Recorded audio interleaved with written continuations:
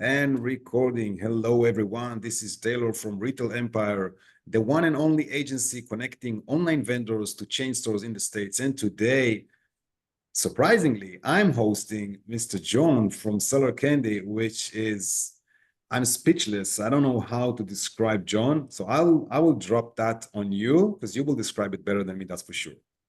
Speechless. Well, thank you, Taylor. Um, I am CEO, I was founder of Seller Candy. We've been going for 4.5 years now. And what we do is we make it so you don't need to deal with Amazon seller support any longer. So, I was a seller and an agency owner, and I realized that the biggest problem and the biggest frustration while selling on Amazon was dealing with Amazon themselves. And what we created was a service that's halfway between an assistant, like an amazing virtual assistant, and an expert who can actually solve your problems on Amazon Seller Central. So that's what we do. I'm also a, husband, soon to be father of a bunch of animals, and I live with my wife in Vietnam for the last nearly 10 years. Which is amazing. How is Vietnam going? Oh, Vietnam's amazing. I love it. Like it's like super safe, super convenient, amazing people, like in a great like kind of culture of hustle culture of like people want to achieve, want to grow, and everything's busy from 6 o'clock in the morning until midnight. It's just energy and busyness. Sounds like Hong Kong. I mean, I lived in Asia for 12 years, so I kind of understand what it looks like. But I've never been to Vietnam, and I'm curious about it. I think I asked you before in our previous podcast we had, isn't the food too spicy for you, right? We had something like Luckily, not too spicy in Vietnam. Thailand is the one that's super spicy. Vietnam is actually you can usually have it without the spice, or I can eat spicy, but not like Korean spicy or Thai spicy. right. It's So just normal. how did you in the first place ended up in Vietnam? Like, why did you choose Vietnam? Like when I graduated from university back in around 2010, I did a like a backpacking trip around Southeast Asia, and I was blown away by Vietnam. I thought it was super cool, and I was like, if I can get a job in Vietnam, I'll come and live here. And then I applied for a few jobs a few years later. Nobody wanted me. So then I was like, if I can make $2,000 a month on the internet, this was like back in 2014, then I can go and live in Vietnam, and my $2,000 will go a long way. And since then, different businesses, things have grown. I've grown and met my wife, and it's kind of my 3 months in Vietnam's turned into 9 years so far. Wow. So wait a second. Your wife is Vietnamese, right? She's Vietnamese, yeah. Amazing. Amazing. How does the kids look like? More like you or more like her? Well, I mean, currently we're minus 4.5 months. So I've seen a scan. I can show you a scan if you want. It kind of Oh, looks I like an thought, no, alien. I'm sorry. I thought you already have kids. Sorry. Okay, okay. Now we Gotcha. got furry animals, and we have our first kid on the way in like February. So Oh, I'll let you amazing. know when it comes out. Yeah, do so. Do so. We'll They have have another dominant genes. podcast. We'll have another podcast with the baby to see Well, how I'll it be came holding out. a baby the entire time like this. Right. And you have to reconsider the animal stuff side of things because I know how it is with animals and kids. It's a little bit challenging, but every family with its own challenges. So tell me, We've automated our how? animal. Sorry, I was going to say we Yeah, just automated our animals. So we have like a cat litter robot. It's like a washing machine, and they right. have a stack of water and a stack of food. So maintenance of our cats is like once a week. You Oh, press a button, you empty the machine, and I, w- fill up the I other wish it machines. could be like that. Be like that with kids. That would be good. Yeah, that would be good. Yeah, But apparently not. Apparently it's going to be insane. yeah, it is. It is going to be insane. I know because I have three of them. Oh, So cool. tell me something. Before the business question, I'm trying to understand. From 2014 that you mentioned, Mm. you arrived to Vietnam, targeting $2,000 a month, and obviously you're far away from that right now and seeing things differently. How did you get from the point of working online for $2,000 a month as a target at 2014 up to the point in, I guess, 2020 where you established Seller Candy?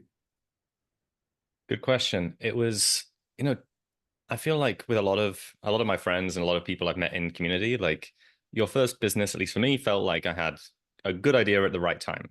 So I rode a good wave. I did well because of market timing, I didn't try and time the market. It's just it was a great time to be in Amazon, which was during that big growth period from 2015 to 2020.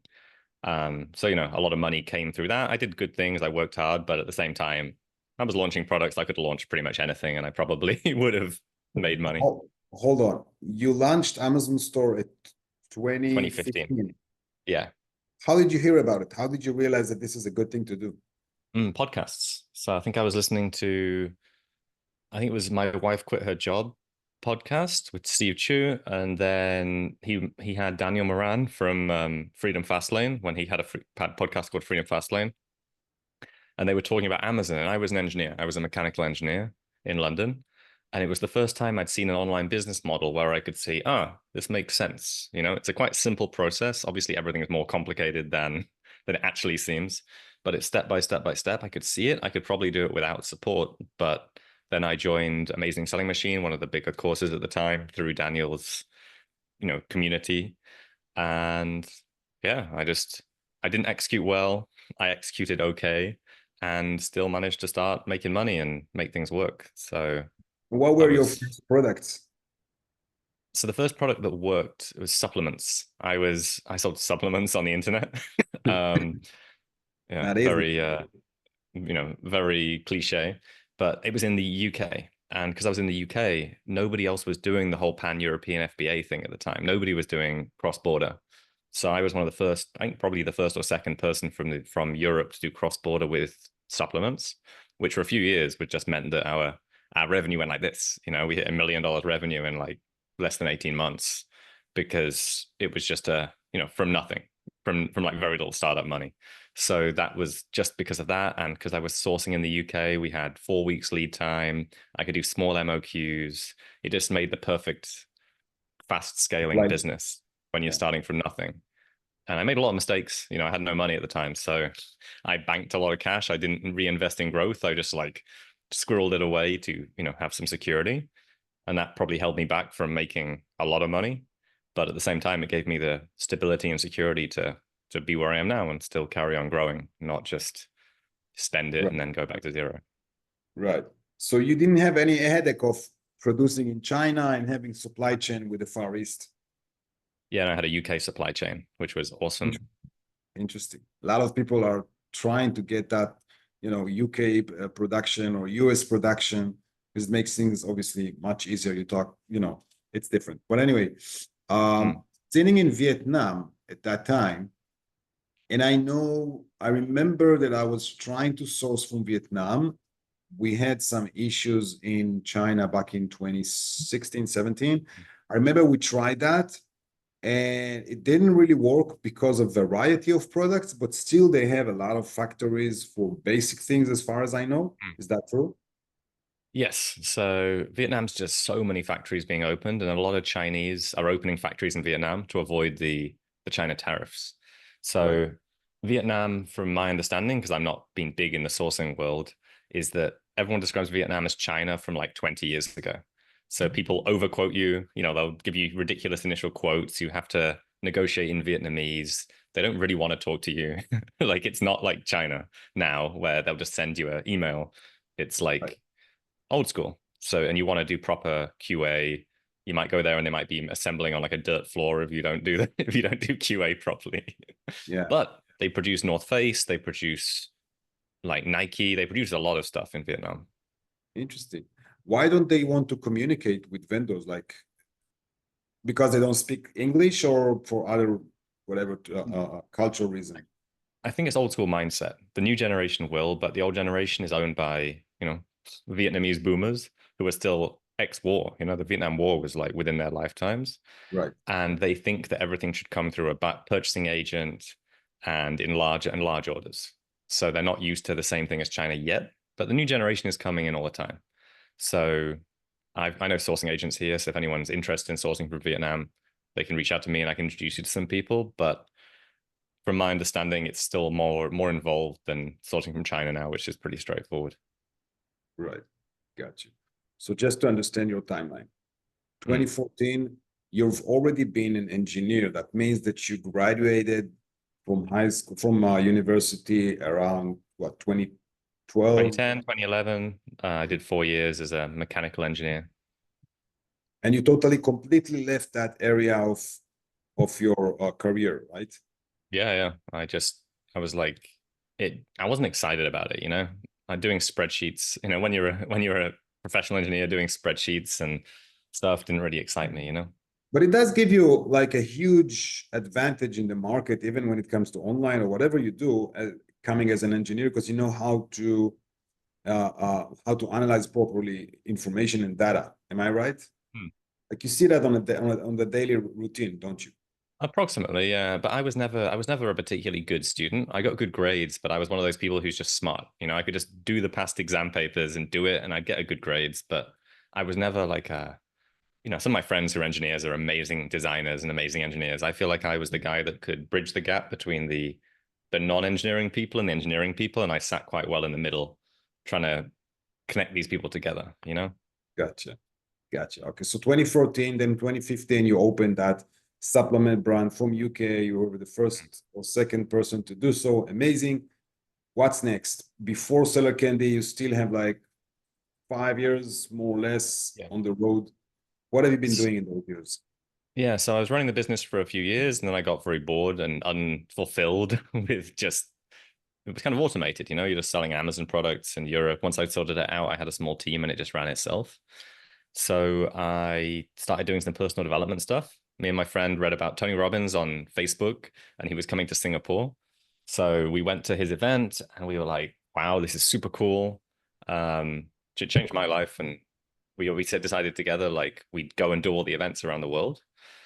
So we went to Australia and America and Europe and did these events. And one of my big takeaways from it was that, if you want to have big impact and make more money was to help more people rather than, and I felt more fulfilled helping people. And my friends had said, you start an agency beforehand. And I never wanted to start an agency. I don't want to deal with those headaches. But I decided to start like a full Amazon marketing agency, which was called Ecom DNA. So That was yeah, when in 20, 2019, I 2019. started that. And I had no clue because I went in from like an ecom business selling on Amazon to a real business, a business that actually has marketing and sales and other different bits. I didn't have a clue. So for 6 months, I failed. I hired a small team. I spent the money from one business to build the other one, and nothing was going anywhere. So I found a mentor, like a sales mentor, and he helped me sort it out. We suddenly went from charging 2K a month and making nothing to charging 4 or 5. And we sold like $1 million of consulting recurring within the next 8 months or so. But then I realized I didn't want to scale this business.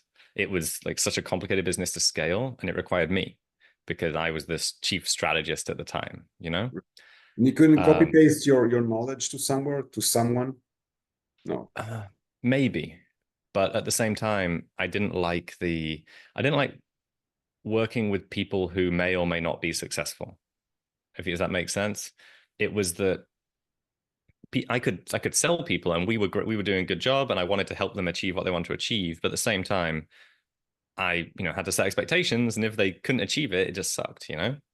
And I did like 500 sales calls in a year or so with this business, and I realized that no matter if someone, as long as they were doing something on Amazon and making some money, everyone was having issues with seller support. Everyone was really frustrated with Amazon. So I thought, wow, there we can have a service and solve a problem that everyone's going to be happy with Right. because everyone hates this. So I'd heard about the productized service business model at the time where you just do one thing and scale it out. So we got rid of everything in our agency, went down to just doing this, which is dealing with seller support and providing, personal one-on-one service. And I just scaled that. So that became Seller Candy, and we started scaling that business and served 500 different clients, and it just grew bigger and bigger and bigger. And we can do the delivery without me because we can hire people out of Amazon to do the delivery work. Right. Wait a second. Step by step. Why did you call Sorry, it seller? Why did you call it Seller Candy? Where the name came from? it's a good question. Like at the time, I was talking to other people and doing these type of services, and they all had like little bite-sized names because we do bite-sized activities, bite-sized tasks.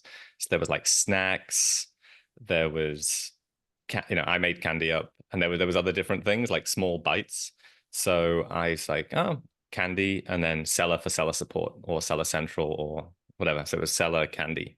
So we make your life sweeter, if you want a really Oh, cheesy yes. line, Oh, but oh, that's nice. Now I we do understand. Seller bite-sized candy. tasks. We do bite-sized tasks. Gotcha. Okay, and then you establish that knowing that with ecom DNA, Mm, your reason not to keep on growing with that or mm, pitching the company was because you didn't want to be in a situation where the entire business is on your shoulder. Am I right? mm. Yes. Now, how did you prevent that from happening with seller candy? And okay, let's wait with the next question because I have a lot of them. No, it's a good question. Honestly, by not being the expert, like I wasn't the best person in the business at solving these problems. So I made a decision, like I just learned more about sales and marketing, and I was becoming better at sales. So I was like, that's the most expensive role that I can fill at the moment. You know, as the founder or the owner, we fill the roles which we can't afford to hire for yet, or we don't know what we want to hire for yet.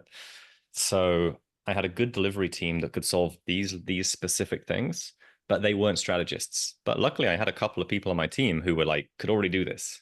So I was like, perfect. You guys can already do the work.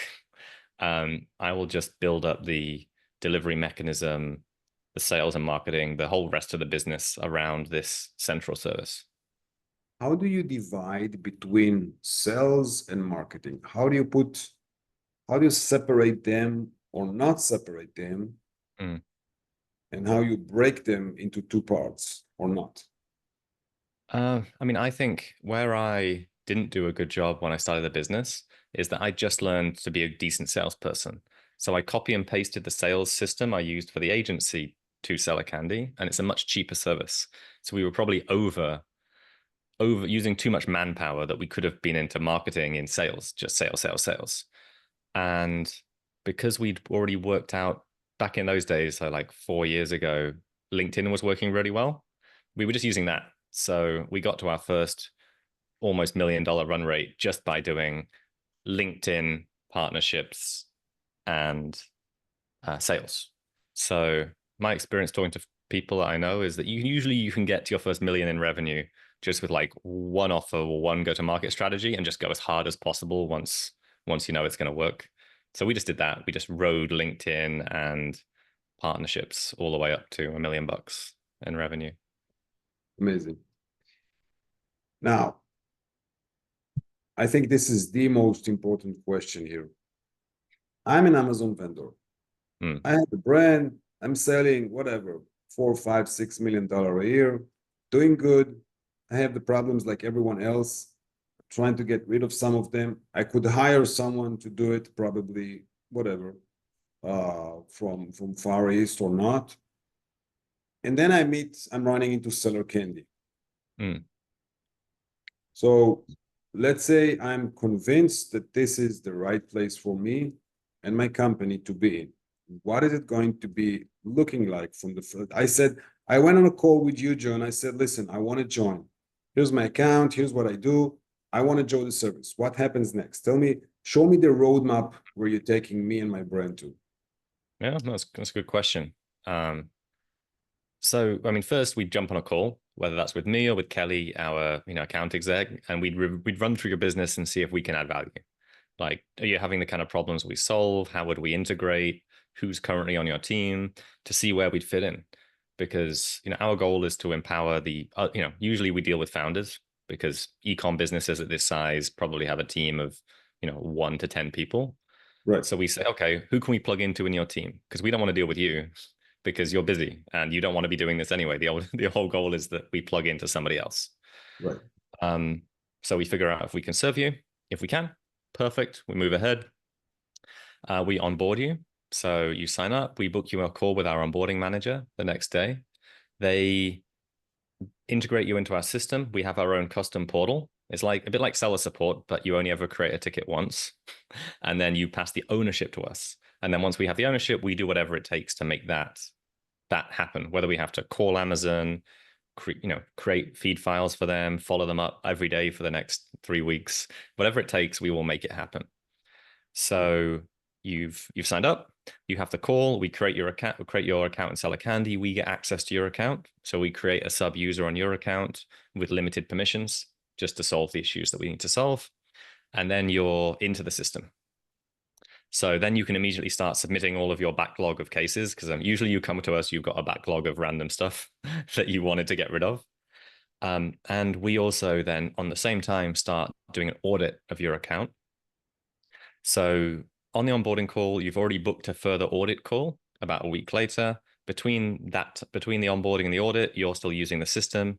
At your audit call, we've looked through your entire account. We've looked for like errors, things you might want to correct, errors in your listings, set things that might be set up wrong, or just questions like, do you sure you want to set it up in this way? And we come to you with a list of recommendations of stuff that you can give to us. So a week in, you meet with us, you give us your initial feedback, and then we give you this report and we explain it to you on the call so that you've got a bunch more stuff to give to us. So we can show you how to use the service even better, basically. Then you're in ongoing support. You go in daily into your account. You might, you just want to check. We have status updates in our portal. So things might be submitted, in progress, awaiting your response, awaiting Amazon's response.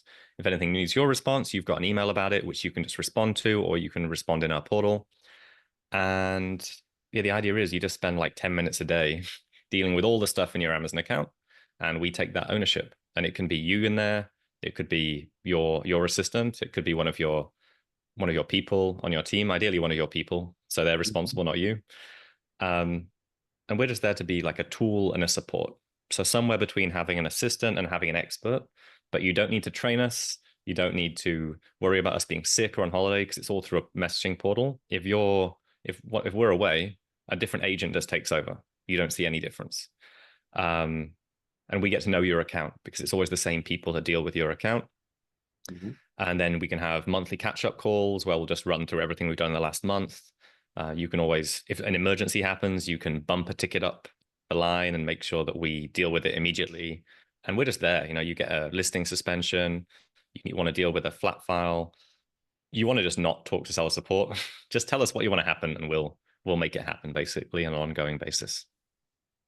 Did you ever have any customer coming to you with an Amazon account that is suspended already, and that was the starting point?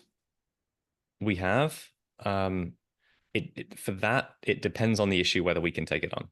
So if you do have a suspended account, you just reach out to us at sellercandy.com, book a call with Kelly on our team, and it depends what's gone wrong in your account, because it's not our speciality, but we know which ones we can easily solve and help you quickly. For legal issues, we'll push you to certain people. For other types of technical issues, we'll tell you to go to somewhere else, but we can help you figure out where you need to go to solve those issues. Usually we say, if you're working with us on an ongoing basis, then yes, we will help you because we know what you've done. The problem is when people come and they've tried everything before, they've already tried everything and it's not been done in the right way, but it makes it very difficult for us. And because we don't charge in that way, we charge on a low fee for an ongoing basis. We don't charge you $10,000 to do an account suspension. There are plenty of other people in the market who will charge you 10 grand to do this for you, but that's just not our business model. I see. Interesting. Now, not recently, but within all this amazing platform that you raised called Seller Candy, which is also having their own portal where I can see my tickets, I can see what's happening with my account, open, close, status, news, whatever, I guess alerts and stuff like that. You also somehow found at some time to establish your podcast. What led you to that? Good question. Do you want so the real answer to that question is that we wanted a way for us to develop even deeper partnerships. So it's actually a tool, we wanted to give back to the community, and we already had a good social media person, a good video editor. We were like, what we can really do this is we can provide our partners with good content, nicely edited things, and just build relationships like we're having a chat right now. And I feel like that's the real initial reason we started the podcast. It wasn't about massive reach. It was about building partnerships with people and then doing cool stuff together. Right.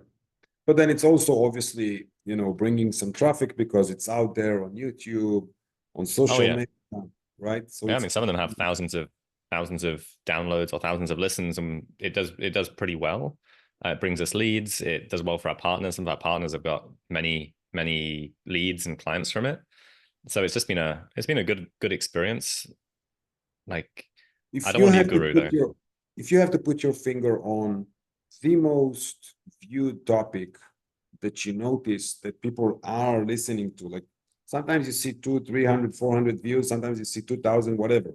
Yeah. What would be a topic that you think will always be attracting people to come by and watch the podcast? Honestly, the stuff that isn't seller candy. So the sexy stuff. We do the least sexy stuff you can possibly imagine. We do the dealing with BS. Nobody wants to particularly, unless they have a problem, they don't want to hear about how you deal with flat file errors or how you deal with listing suspensions. Unless you have one, then it's the most important thing in your life. Right. Um, it's like how to make more money, basically PPC. People love PPC episodes. Um, Talking about Amazon advertising, Amazon pay-per-click, how to get more return on ad spend, how to make more money. I mean, as in the rest of the world, what's it? Making money, sex, and what's the other thing? There's like three things which sell the most on the internet. Is it money, sex, and I else? guess I think alcohol. I think what's I think sex is split into getting jacked. So working out, money, and sex, the three things that always sell, Right. always sell on the internet. Right. So you think seller candy is like some type of a plumber where do that for me, take the money, don't tell me how you did it. I don't want to know. That's more or less the vibe. Well, at least when we're talking about it, when you come work with us, then you're like, oh wow, I want to keep you forever, put you in my pocket, and always have seller candy. That's the goal. But Amazing. it's a hard thing to sell as a sexy sales proposition, Right. unless you're building your team. If you're in the time that you're building your team right now and you're listening to this, you should definitely talk to us because we're a great resource. Right. Or you have a problem, or you've had lots of problems in the past, and you just like, I don't want to deal with that BS again. Right. All right. So this is interesting and fascinating at the same time. Before we start wrapping up this conversation, I wanted to ask you, I planned that question and now I'm rethinking of it. But anyway, I'll ask it. Can you share like a success story Mm, with that you think worth it to bring to the audience listening to and thinking, wow, this is interesting. I've never mm. heard that before. I never heard it before. I mean, there's I've never heard it Well, before, but there's been some. yeah, We we heard a so lot. during, yeah, during the big boom, like 2 years ago, there was a big boom of e-com and sales, and everyone was selling their business for 5x Amazon Right, businesses to these aggregators. And right, someone was partway through selling to one of the biggest aggregators, or potentially the biggest aggregator, and they had their main SKU go down. So their main SKU got suspended. And, they had like a $3 million sale on the line. So they were panicking to say the least. And the aggregator kept telling them, like, we have an amazing operations team. We'll get it fixed for you so you can sell to us. And then like 3 weeks passes and 4 weeks passes and still no solution. And 5 weeks passes. And obviously they're losing their shit. Sorry, they're losing their mind, going like, oh no, I'm losing $3 million. So they come talk to us. We look at it and we're like, okay, seems all right. They sign up with us, and they actually had two separate issues, which is why this aggregator couldn't solve it. They had a brand issue at the same time as a catalog issue. Again, super boring, but super important to their business. It took us 10 days to get it back up and running. So 10 days, they got their listing back. They're super excited. The sales going through. And then 2 weeks later, for another reason, the listing goes down again. But this wow, time they were still a member of Seller Candy. So we got it back in like 2 days, and she sold her business. And there's a great testimonial on our website, a video testimonial of her saying, Seller Candy made me $3 million. And what I shouldn't say amazing. that is Seller Candy charged her $1,000. So we should have done some kind of, it was just Yeah, old pricing. And also we should have taken a percentage, shouldn't we? But still, great value yeah, add for her. you were short charging them. Yeah, that's for sure. Yeah. I love this. I love this integrity that you guys have. I know about it because I've been talking with your team, and I've seen how it is to cooperate with you, and I love that because personally, I believe that honesty is one of the, I'm always saying on podcasts, the missed opportunity, retail. The real missed opportunity is honesty because there's not much of it in the market, in industry, and in life in general. We're hearing so many stories around us between people, businesses, and both. And when you're being honest, people stick to you for the long run because they understand the value of, it is what it is. I'm telling you the good news and the bad news. I'm not just telling you the good news or just the good parts. I'm telling you the entire thing. Here it is. And you can take a decision from to that way or this way. And I think it's a very unique thing to have these days, honesty. Oh, thank you. And I feel the same about you, Talor. And I think that's one of the things which I fight with internally because, this is me stereotyping. So sorry about any American listeners, but the American sales pitch is very hype and very like promise the world. And I try and be as much like, as balanced as possible on all of those things. One last question before I wrap it up. Just crossed my mind.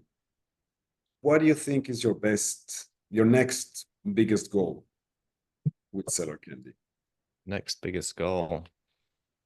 Well, the cool thing is we're bringing in some really interesting investors, hopefully in the next few weeks, who are going to, from who've exited large businesses in the industry, and they're going to bring in even more expertise than I can afford to hire.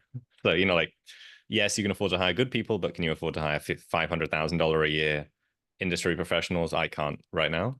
So we're going to bring in some amazing guidance and amazing investors. Yeah, and that's what I'm excited about. People who are smarter than me coming and getting involved. Love that point. I love that. That's what I'm looking for. People that are not like me and better than me in the business, working with me. It's the best. Amazing. Thank you so much for this call, John. And just to be again honest with the audience, this is the first time I've ever interviewed anyone. Really? I hope I didn't know that. Yeah, I hope I was doing good. I usually I'm prepared to be interviewed, but it's much more interesting to be on the listening side because you're learning things and I wasn't feeling like I'm on automated mode like I usually am on podcasts. I felt more like, wheels are running and scrolling, thinking like what would be the best way to serve the next question, if at all. So I enjoyed this session and I'm Me going to too. share it across our media. And yeah, thank you so much, John. Oh, thanks. Well, I didn't know it was your first one. I feel very honored to be to take your virginity in this I think case. it's the first, but you know what? After doing that, I don't think it's the last. Definitely not the last one. Well, thank you. Very cool. And thanks for having me. Sure, my pleasure. All right. Cheers, John. I'll see you Cheers. soon. Thanks a lot. Bye-bye. Cheers.